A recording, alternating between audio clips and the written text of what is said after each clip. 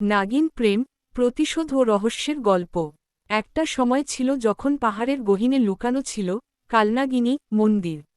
সেখানে বসবাস করত নাগমণি রক্ষাকারী এক রূপসী নাগিন মায়াবতী। তার কাজ ছিল প্রতি পূর্ণিমায় নাগমণি রক্ষা করা, কারণ এই মণি যার হাতে যাবে সে পাবে অমরত্ব ও অসীম ক্ষমতা। কিন্তু গ্রামে ছিল এক যুবক অর্জুন। দুঃসাহসী, সাহসী, কিন্তু হৃদয়ে ছিল ভালোবাসা। একদিন বনে কাঠ কাটতে গিয়ে সে আহত হয়, আর তাকে সাহায্য করে এক অপরূপা যুবতী। আসলে সে ছিল মায়াবতী, রূপ বদলে মানুষের আকারে। জনের মধ্যে জন্ম নেয় ভালোবাসা। কিন্তু সুখ বেশিদিন স্থায়ী হয়নি। কালো জাদুকর বিক্রম সেন জানতে পারে নাগমণির কথা। সে মণি পেতে গ্রামে আসে এবং অর্জুনকে ধোঁকা দিয়ে মায়াবতীর আসল পরিচয় ফাঁস করে দেয়। পূর্ণিমার রাতে বিক্রম মায়াবতীর উপর আক্রমণ করে। যুদ্ধ ভয়ঙ্কর হয়ে ওঠে, পাহাড় কেঁপে ওঠে, আকাশে বজ্রপাত, নদীর পানি লাল হয়ে যায়। অর্জুন তখন বুঝতে পারে বিক্রমের চক্রান্ত।